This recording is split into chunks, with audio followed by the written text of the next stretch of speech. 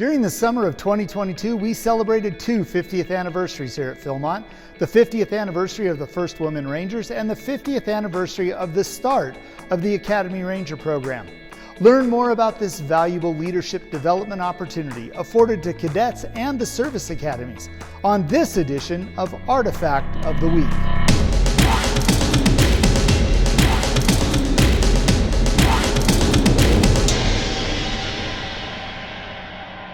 In 1972, the compact disc was born. Richard Nixon made his historic trip to China. The Godfather was the #1 movie in the country, and Don McLean's American Pie topped the charts. MASH premiered on CBS in 1972, and the first Academy cadets from the Air Force Academy in Colorado Springs showed up to work here at Philmont. During the PSA reunion back in July, I had the opportunity to interview Don Champa and Bob Wettemann about the Service Academy program. Don said the program got its start through his experiences with the Cadet Scouting Club at the Air Force Academy and their time camping here at Philmont. We had a Cadet Scout Club at the Academy, always looking for great places to camp.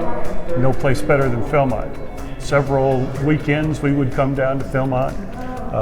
They treated us well. Muzzle loading at Kit Carson. Through that experience, I met Joe Clay and Joe Davis both, and just thought that maybe this was a good opportunity to put scouts, some of the best potential cadets, in front of cadets. And I took that first to Joe Davis and Joe Clay, and they thought it sounded like a good opportunity, and then I broached it to our military training department at the Academy. They seemed to like it. I got the two Joes to drive to Colorado Springs. We had a meeting and all agreed. Despite the idea for this program being very skeletal to begin with, he said that it wasn't difficult to get buy-in from those in charge. I'd say surprisingly there were not great hurdles. When they heard it, they seemed to accept it. Questions to do with just housing and what the cadets were going to be doing. But of course, Joe Davis and Joe Clay, though nobody had any exact ideas of what they'd be doing, they sold the program down here. With the program off and running, Don said practicing leadership skills was a great advantage for the cadets. I think it was an opportunity to practice leadership on their own. Nobody looking over their shoulder, to have actually scouts to bounce it off of, kind of get a chance to see what works and what doesn't. I think it was a good opportunity for the cadets. Now, while reports from cadets were positive for the first couple of years, the cadets were not called Rangers. I graduated, so I didn't get to participate with the program, but I was down here working at the training center for the summer, so I got to talk to several of them as they came and went. I had no negative comments at all. They all loved the program. If anything, because the first couple of years we were not Rangers. Joe Davis wasn't willing to accept us right off the bat without first getting some taste of what the cadets would be like quality-wise. So if there was any disappointment among those first-year guys, it's they couldn't be Rangers. But working the camps, I think they all had a great time. My understanding is we had 2 years of cadets working in the camps, training scouts, leading scouts, and I think that Philmont saw a quality product. I think they realized that most of the cadets that came down had a great scouting background. During the first year, Don personally selected the cadets to come to Philmont and tells us about the process. That first year, where I actually got to choose the cadets that came, they sent 3x5 cards to my room, and I had approximately 200 interested. I think I picked 60, hoping to have 20 each period. We have 3 3-week periods, and I think we finally ended up with about 48 that first summer after schedules all worked out. And as I recall, 47 of them were Eagle Scouts and 1 Life. Don shared with us what he thinks is the big takeaway from the cadet program. The big takeaway is the quality of the people we send down here. Their experience, their write-ups when they get home, telling the Academy what a great program it is, what opportunities they have. The reception by Philmont has just been tremendous. They seem to respect the cadets that are here, and they give them responsibility, and it's executed. Bob and Don tell us how the Academy Ranger program expanded to the other service academies, and then Bob expands on the history of the Air Force's involvement, including times when the program was put on hold. The other academies got involved because in many cases cadets came out here, had an encounter with a service academy cadet, and subsequently go to those service academies and find out about the program, and then it just kind of snowballed, and the other academies learned what Air Force is doing. One little anecdote. I attended Philmont Training Center several times for various programs, and I would always walk over to the Ranger headquarters just to see how things were going, if they were happy with the Academy program. Talking to a Chief Ranger, and it's been several years ago, but he said, "I got a story for you. The Army Chief of Staff had visited Philmont earlier in the summer, and he saw a Naval Academy midshipman and said, 'What's that?' Chief Ranger said, 'Well, that's one of our midshipmen acting as a ranger with Air Force Academy.' And the Chief of Staff said, 'Well, where's your West Point cadets?' He said, 'We don't have any.' And the Chief of Staff said, 'You will.' So that was the beginning of the West Point program. Exactly when that happened, I couldn't tell you. Air Force has a huge advantage simply because of proximity. 3 hours front door to front door is a lot easier than West Point or Annapolis or the Coast Guard Academy. Nothing against those other three institutions, but it is just, from an arrangements perspective, much easier for Air Force. And Air Force has kept a relatively consistent program. There was a gap in the mid-'80s, and then in 2013, sequestration, the program was officially suspended. But even during those periods, you had cadets who would voluntarily give up their leave to come down here and work at Philmont until we finally got the program back up formally in 2017.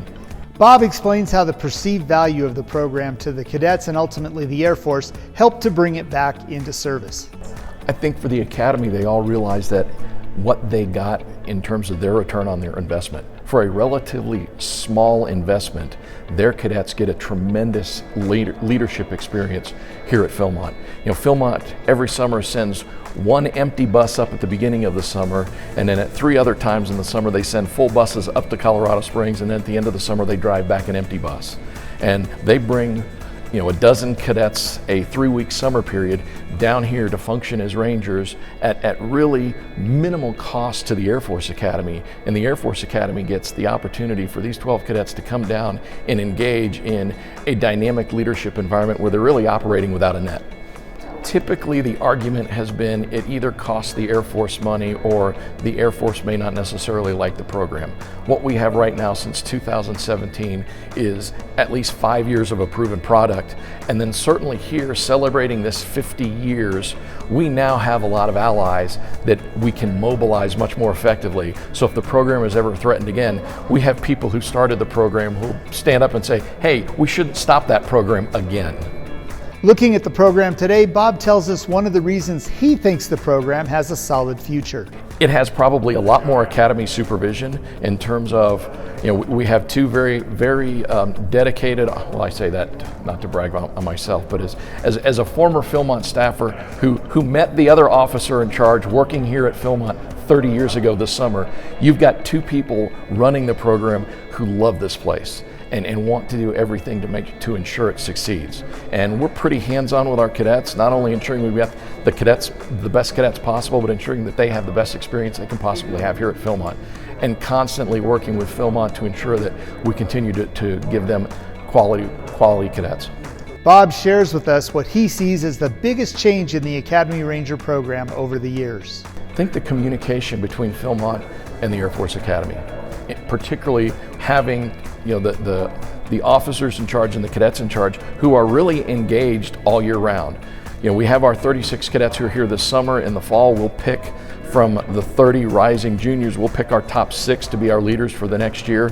They'll go out and select the cadets that will function as the Rangers next year, and we'll have anywhere from 130 to 160 applicants. They'll cull through those to select the top 30, and then beginning in the spring we'll start training, so that by the time they arrive at Philmont, for the dead week training that we typically do before graduation, and then when they get here after graduation, they have an idea of what this place is like, what they're going to do, and what are the nuts and bolts of being a Ranger. According to Bob, Academy Rangers serve in the summer between their sophomore and junior years. In the summer between their junior and senior years, cadets are selected to serve as part of the Cadet Ranger leadership team. He also tells us about the training that they provide at the Air Force Academy throughout the year to prepare each Ranger for a great Philmont experience. Okay, so we will select our leadership team typically in September. Our leadership team will select our 30 Rangers late October, November. January we'll start training the whole group of them and exposing them as best we can to the Philmont way. We even have a mock campsite set up on the Air Force Academy that has the Bermuda Triangle, the bear cable, the fire pit, the sump, so they can practice some of those things. And then right before graduation, they'll come down here for a week, do some training, and then by the time they get here in the summer, they'll roll in here for a 3-week summer session, do a little bit of training on the front end, take 3 crews out, and then go back to the academy, and we'll send another dozen. So we'll have 3 groups of 12 that'll come for each one of those 3-week summer sessions. Bob is confident the future of the Service Academy Ranger program is on solid ground. Well, there's that famous song that says the future's so bright I've got to wear shades, and we have no anticipation of anything going wrong with this program. And as long as I'm involved, as long as my counterpart Colonel Tom Swaim are involved, we're going to keep this program going as long as possible. On average, a Service Academy Ranger will be at Philmont for 3 weeks, and after some initial training will take out at least 3 crews during their time here, and they work just like a Ranger in the Ranger Department. Over the summer, I had the opportunity to meet several former Academy Rangers from all of the different branches of service, and all of them had fond memories of their time here at Philmont. Now, one of the more notable former Academy Rangers is retired Air Force General David Goldfein. In 2019, General Goldfein was the recipient of the Philmont Staff Association's Distinguished Staff Alumni Award. As part of his recognition, General Goldfein addressed the summer staff prior to the start of the season. You can watch General Goldfein's speech in its entirety by following the link provided in the comments. Well, that's all the time we have for this week. Join us next time as we continue to learn more about the history of the BSA through the collection of the National Scouting Museum and Artifact of the Week.